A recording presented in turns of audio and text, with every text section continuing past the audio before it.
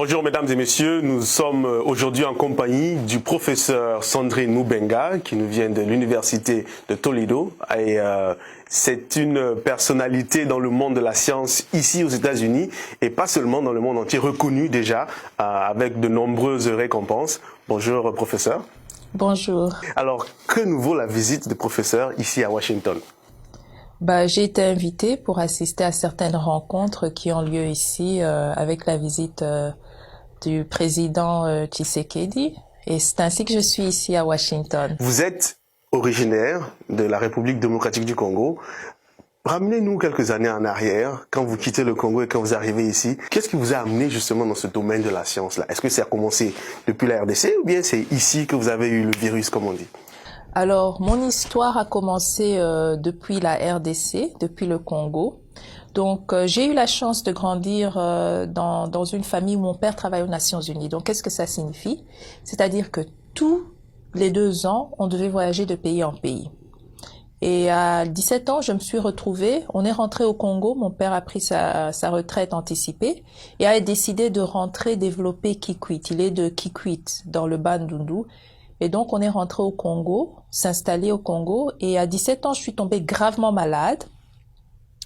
Et il fallait qu'on m'opère. J'avais une appendicite aiguë. Donc, l'appendice était en train de se fracturer. Et le docteur a dit, Sandrine, il faut absolument qu'on t'opère. Mais le problème, à Kikwit, c'est une ville sans eau ni électricité. Donc, si vous vouliez avoir de l'électricité, il fallait avoir un groupe électrogène et faire puiser de l'eau, etc. Donc du coup, il n'y avait pas d'électricité, on ne pouvait pas faire l'opération. Alors la deuxième chose à faire, c'était de chercher partout du carburant pour mettre dans le groupe électrogène, mais il n'y en avait pas. Ce qui fait que pendant 3 jours, ma vie dépendait de l'électricité. Je pouvais mourir tout simplement parce qu'il n'y avait pas d'électricité. Donc pendant ces 3 jours, moi je me suis tournée vers ma foi. Et je me suis dit, si je m'en sors, je vais tout faire pour qu'au XXIe siècle, il n'y ait pas des gens qui meurent à cause du manque d'électricité. Je vais tout faire pour pouvoir donner de l'électricité dans des endroits comme Kikwit. Et c'est ainsi que j'ai décidé de devenir ingénieur en électricité. Donc c'est un peu ça mon histoire. Et on fait fast forward, donc on avance rapidement, on arrive en 2000, vous êtes aux États-Unis, vous finissez vos études, et puis là, le génie arrive, vous commencez à faire toutes sortes d'inventions. Parlez-nous un peu de ces premières inventions, cette première voiture déjà, et puis tout le reste.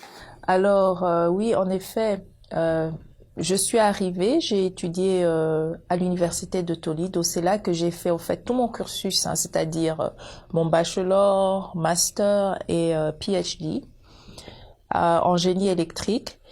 Mais quand je suis arrivée, j'étais directement intéressée par les énergies renouvelables, puisque étant de Kikwit, je me suis dit, mais comment est-ce qu'on peut avoir l'électricité? Et je regardais autour de moi, je me suis dit, on a toujours le soleil, alors pourquoi pas faire l'énergie solaire?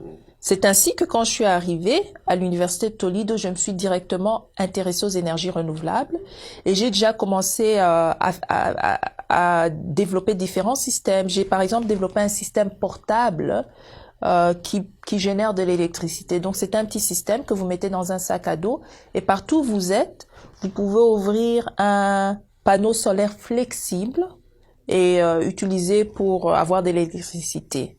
Donc ça, c'est une des choses que j'ai faites pendant mon bachelor. Et ensuite, quand j'ai continué avec ma maîtrise, c'est quand j'ai travaillé avec la voiture électrique. C'est-à-dire ce que j'ai apporté de plus à cette voiture électrique, je l'ai rendue hybride. J'ai fait ce qu'on appelle l'hybridisation en anglais. Et je l'ai rendue hybride en ajoutant une pile à combustible afin que cette voiture puisse rouler à partir de l'hydrogène. Et pourquoi l'hydrogène? Tout simplement parce que quand vous regardez l'univers, vous regardez la chimie, tout élément, l'élément le plus abondant que nous avons dans l'univers, c'est l'hydrogène.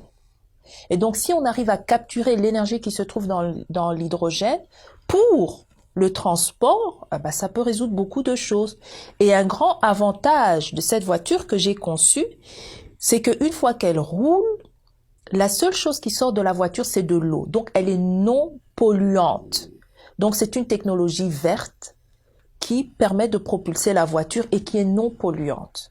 Donc c'était ça qui était très intéressant et qui a aussi intéressé les médias. Et donc ça a ouvert plus ou moins la porte justement aux médias, mais pas seulement, mais aussi au milieu professionnel, scientifique, qui commence de plus en plus à s'intéresser à vos travaux.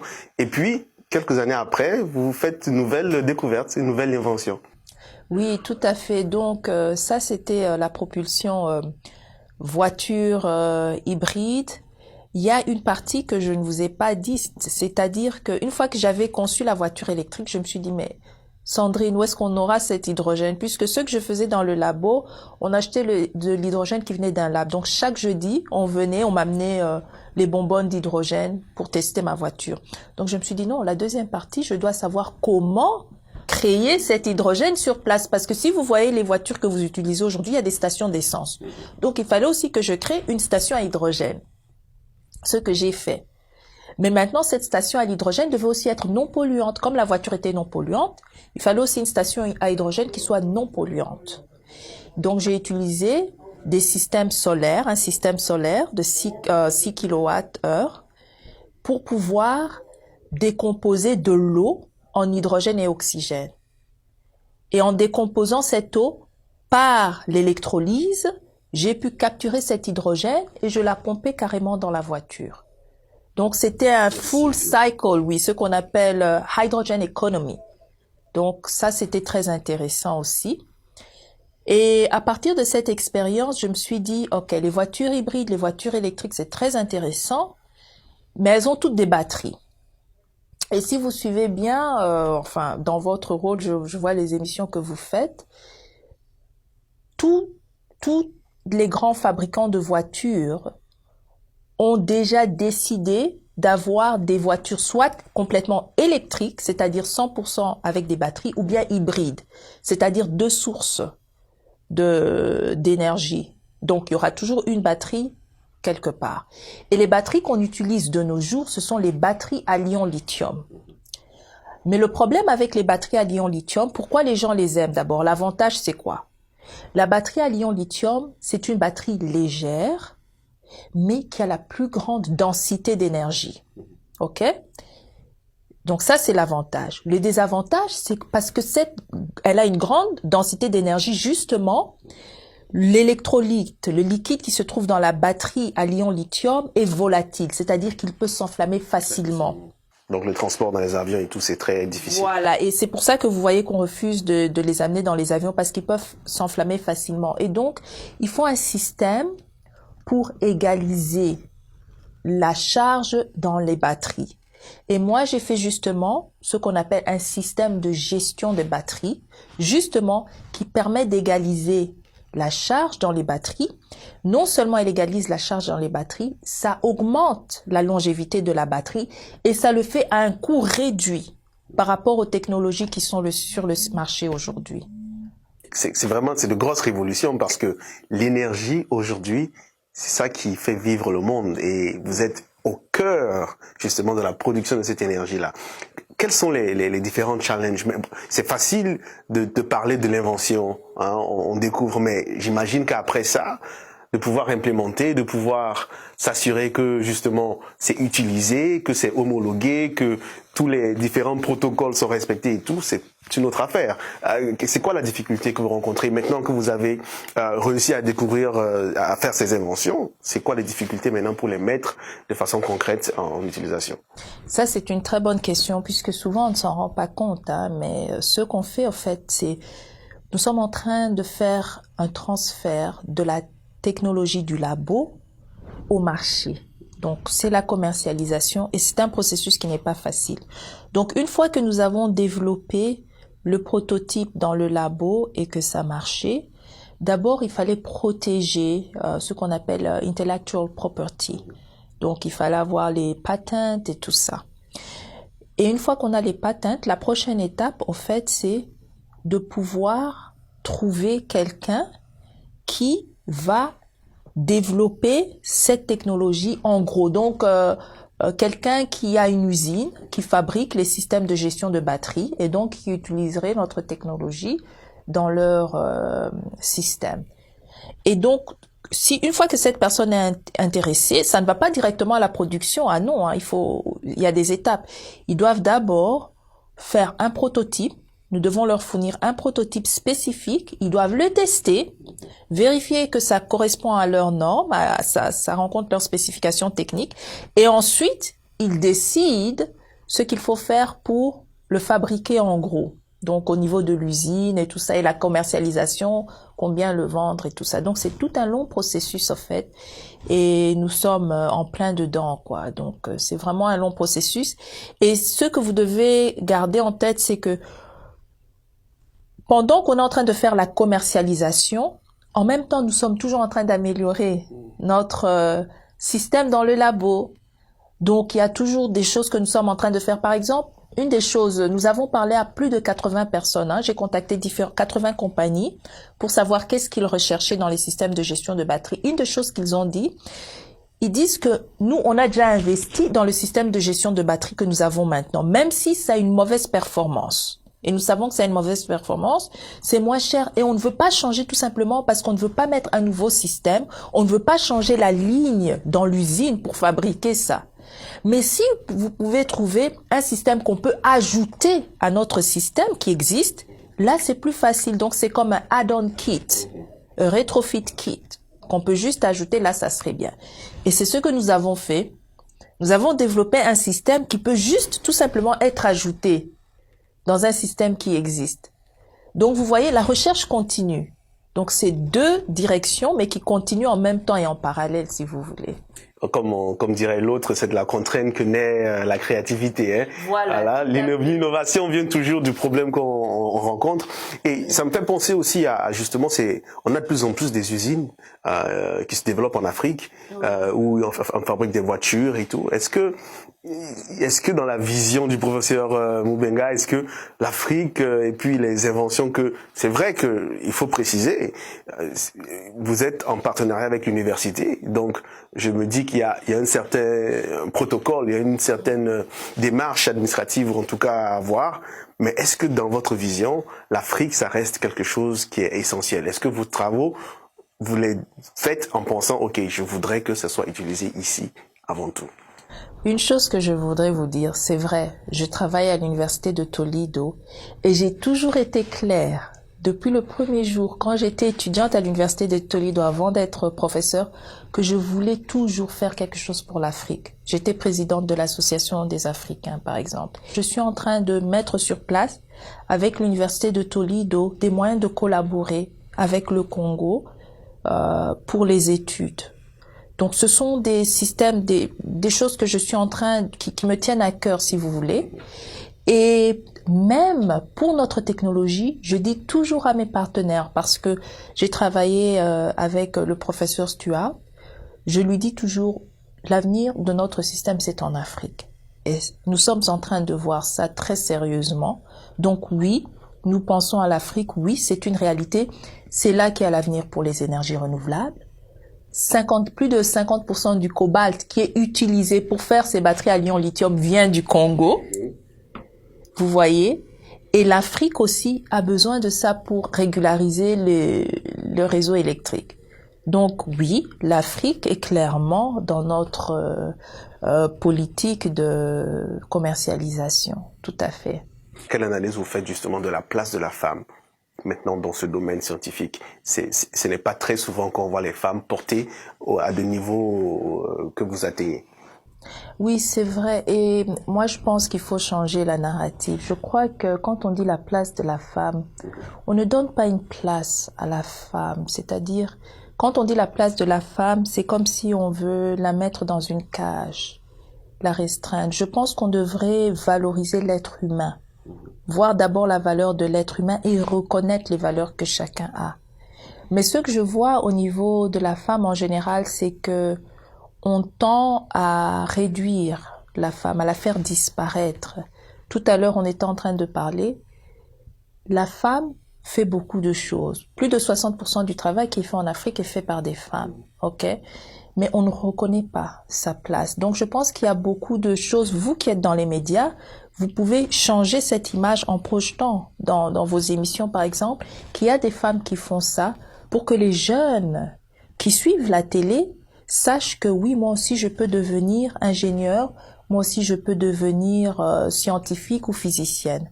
En fait, c'est en voyant ce besoin au Congo que j'ai créé un système de bourse d'abord. D'abord, avant le système de bourse, j'ai créé une compagnie, Smin Power Group, pour pouvoir installer et concevoir et installer les systèmes solaires au Congo. J'ai cette expérience en tant qu'ingénieur ici aux États-Unis. Je suis ingénieur professionnel. J'ai conçu et installé plus de 50 mégawatts. 50 mégawatts, c'est à peu près 50 000 kilowatts de systèmes solaires ici aux États-Unis. D'ailleurs, il y en a un à Maryland, à Greenville, qui est 20 mégawatts. Mais ce que je veux dire, forte de cette expérience, j'ai commencé ma compagnie Smin Power Group aux États-Unis, et ensuite en 2013, nous avons ouvert les portes au Congo et nous avons conçu et installé des systèmes au Congo pour les communautés. Bon, en faisant ça, nous avions des stagiaires, puisque moi j'ai toujours cette mentalité d'apprendre à la prochaine génération. Alors nous avions des stagiaires et nous avons remarqué que beaucoup de gens sont intéressés à étudier, à faire les STEM, donc Science, Technology, Engineering and Math, mais le problème c'est qu'ils n'ont pas l'argent pour payer l'université. C'est ainsi que j'ai commencé un système de bourse l'année passée qui soutient 6 étudiants pour pouvoir faire les STEM au Congo.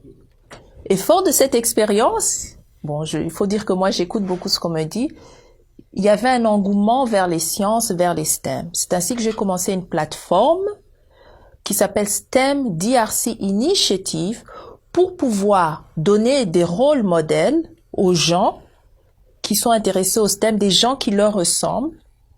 Et donc, c'est un groupe, un leadership team, des gens qui sont comme moi, qui ont au moins le doctorat ou qui ont fait des inventions. Mais le trait que nous avons en commun, c'est que nous sommes passionnés par le Congo ou l'Afrique. Et donc, nous sommes vraiment motivés à faire du bien. Et donc, il y a des programmes que nous mettons sur pied. Au mois de juin, je vous invite, nous allons faire le lancement officiel de la plateforme STEM DRC Initiative. Nous allons aussi lancer encore la bourse pour la 2e fois et il y aura aussi une conférence à l'université de Kinshasa. Et donc, ce sont des activités que nous sommes en train de faire pour essayer d'encourager les jeunes à s'intéresser, à faire les STEM afin qu'ils soient équipés à résoudre les problèmes même du Congo par eux-mêmes. Donc, résoudre nos propres problèmes par nous-mêmes, en quelque sorte. Si vous rencontrez le président Tshisekedi aujourd'hui, qu'est-ce que vous aimeriez lui dire? Moi, ce que j'aimerais lui dire, c'est qu'en tant que président, je pense qu'il est très important de rehausser le taux d'électrification que nous avons au Congo. Écoutez, nous ne sommes pas encore à 20% de taux d'électrification au Congo. Je pense que c'est un défi très important, mais qu'il faut absolument le faire parce que l'industrialisation d'un pays dépend de l'accès à l'énergie, à l'électricité. Donc ça, c'est une priorité. Et l'avantage que nous avons au Congo, avec le fleuve Congo, nous avons un potentiel immense. Et tel que nous sommes aujourd'hui, notre électricité, plus de 95% de notre électricité vient de l'hydroélectrique. C'est-à-dire que c'est déjà décarbonisé contre le changement climatique. Nous sommes un atout essentiel contre le changement climatique par nos énergies vertes et aussi par notre forêt équatoriale que nous avons qui contiennent les tourbes. Si on brûle toutes les forêts que nous avons au Congo, ça va augmenter la surface de la Terre de 2 degrés Celsius. Ça sera la fin de l'espèce humaine. Donc c'est pour vous montrer le potentiel que nous avons au Congo, sans parler du potentiel que nous avons à travers les mines. Et ça, le président Tshisekedi est il est très conscient de ça. Avec le cobalt, par exemple, ça ce n'est qu'un exemple. Nous avons plus de 50% du cobalt au Congo et c'est ce même cobalt qu'on utilise pour les batteries à ion lithium et c'est ce même cobalt et tous ces minerais qu'on utilise dans toutes les technologies de pointe aujourd'hui. Donc le Congo est un atout et il est temps qu'on mette cela en valeur afin de mieux développer le Congo. Si Sandrine Mubenga savait il y a 10 ans ce qu'elle sait aujourd'hui, qu'est-ce que vous auriez fait différemment? Je vais même dire il y a 20 ans. Qu'est-ce que vous auriez fait différemment? Ce que j'aurais fait différemment, je pense que Vous savez, c'est dur à dire. Je serais venue aux États-Unis d'abord. Il y a 20 ans, vous seriez venu aux États-Unis. Je serais venue aux États-Unis et je vous dis pourquoi. Parce que les États-Unis m'ont vraiment donné l'opportunité, comme on dit, de devenir ce que je suis. Ils ont les infrastructures. Il faut bosser dur quand on est ici aux États-Unis. Mais quand on bosse dur, on finit par reconnaître vos valeurs. Donc, je crois que ça aurait été la même chose, ça aurait été les États-Unis. J'aurais toujours épousé mon mari. Ça ne va pas changer. Et je pense qu'on apprend des erreurs de la vie et tout ça. Et donc, chaque chose est importante. Ça me donne, on dit toujours, oh, you have a tough skin. I'm like, yeah. You know, et je crois que c'est important. Donc, je ne sais pas ce que j'aurais changé. Je suis très heureuse. Disons que mentalement, je suis heureuse de ce que je suis. Et s'il y a quelque chose qui me plaît pas, je travaille à le changer. Donc, je sais que mon bonheur dépend de moi. En tout cas, nous sommes très heureux d'avoir pu avoir cet entretien avec vous et nous vous souhaitons de continuer à avoir autant de succès. On se dit à très bientôt peut-être. Merci beaucoup. Pour une autre visite. Bientôt. Voilà. Merci. Allez, merci beaucoup. Merci beaucoup.